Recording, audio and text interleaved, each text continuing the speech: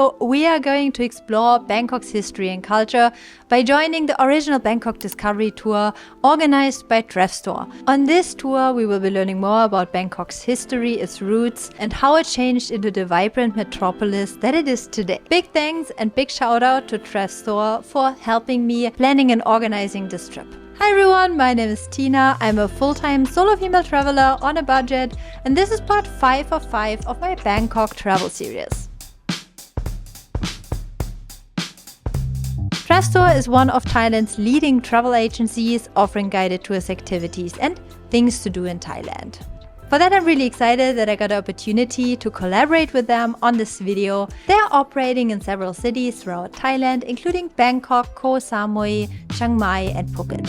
We're starting the tour here, close to Taksin Station.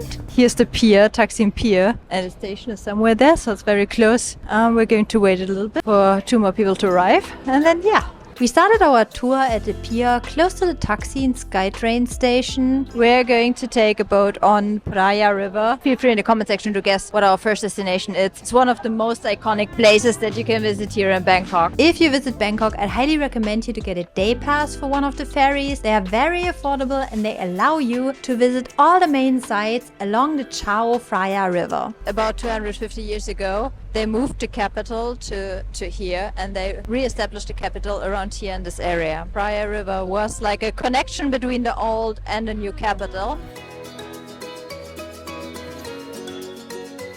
So you can take these kind of boats and they will bring you to the most important tourist attractions actually, and it's quite nice in the sea to take a boat.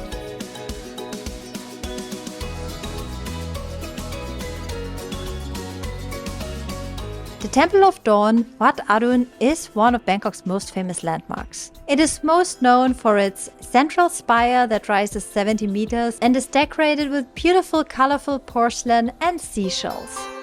Around 250 years ago, the capital of the Thai kingdom moved from Ayutthaya to the present-day Bangkok area, specifically around Wat Arun.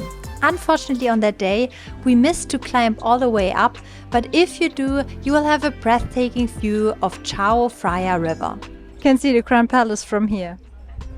The temple is dedicated to Aruna, the Indian god of dawn, and it symbolizes the beginning of a new era and the downfall of the old capital. Here's a little pro tip.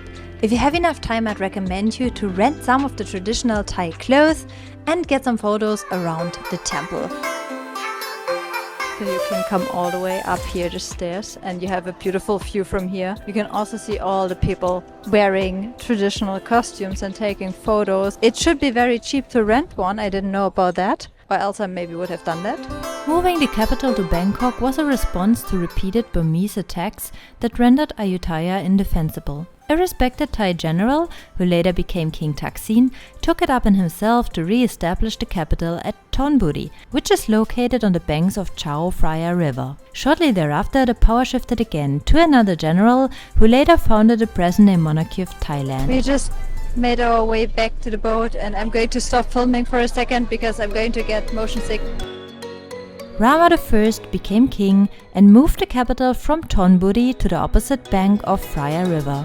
So the first temple that we've just seen is on the old side of Bangkok. We're now on the other side, where also the Crown Palaces. It's quite close from here. It was just the beginning. We have still a lot to see today. This new area, which became the new capital, houses the Royal Crown Palace, the Temple of the Reclining Buddha, and many other significant royal establishments. The next place we visited was the Golden Mount. We just arrived at our next destination, which is the Golden Mount. It's so nice. Now at this time it gets a little bit colder, and with the wind and everything, and you have shade here. I've not heard about this place until I got this tour organized. In order to get to the top, we had to climb 318 stairs, but don't worry, it's not as hard as it sounds like. You had some stunning and beautiful views over the city on your left side, and you had nice garden, flowers and plants on the right side. On the day that we went there, unfortunately, the Golden Mount itself was under construction, so we could not go all the way up, but the views that we got still were breathtaking. So if you come all the way up those 300 something steps, you have a nice view over the city. Unfortunately, currently, like the top is under construction, so we cannot go there. But we have a view from here if you just... So we're leaving the temple, we're going to our next destination. We're going to the flower market in Bangkok. I'm very excited to see it.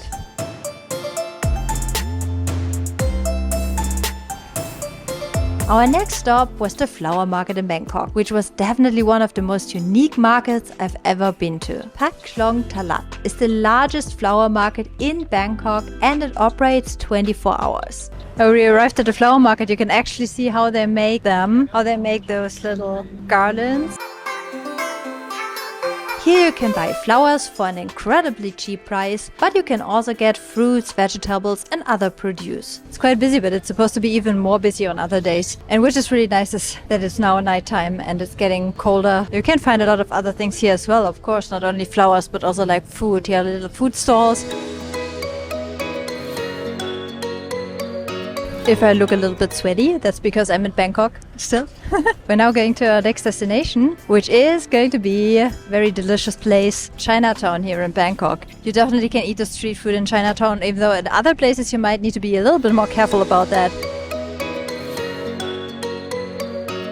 Hey guys, so we arrived now in Chinatown. There are food stalls right and left. I'm very curious to see what we see today. Chinatown is famous for its street food, and here you can find some really good and authentic Chinese and Thai delicacies.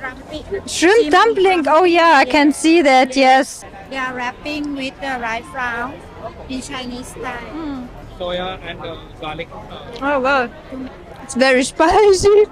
They have so many street food stalls in Chinatown. If you are a foodie, I'd highly recommend you to go. I'm trying sesame dumpling. This is like something, it's cool, there's ice. What is it, a Chinese snack? Chinese sweet. Chinese, sweet. It looks like fruits or something. This one dry longan. Oh gosh. Dry fruit. Dry fruit. Oh, okay. How do I eat this? Oh, it's very sweet, yeah. And coconut. Yeah, and mixed with shrimp. Shrimp. Yes, yeah. Also sweet or savory? Sweet also, and the cream. Okay. The cream very sweet. Very sweet, yeah. We went there on a weekend and it was very hot and crowded. If you want to avoid the crowds a little bit, I'd highly recommend you to go on a weekday, but also at night when they open the food stalls and the restaurants. It's now around 8 o'clock. We finished the tour here at Chinatown and we're going back. They're going to drop me off at my hotel. Thanks again to Travstore for taking me on this tour. I had a great time. If you're coming to Bangkok for the very first time and you want to learn more about its history and culture, I'd highly recommend you to check out exactly this tour. If you want to learn more about Travstore, I'm going to link their website down below so you can check it out for yourself. So guys, this was the last part. This was part 5 of 5 of my Bangkok Thailand travel series. Again, my name is Tina. I'm creating travel guides here on YouTube as well as videos sharing practical travel tips and advice, especially for solo female travelers. Hope that you enjoyed this video and don't forget to give it a like if you enjoyed it and also subscribe to my channel if you haven't yet. And I see you then in the next one.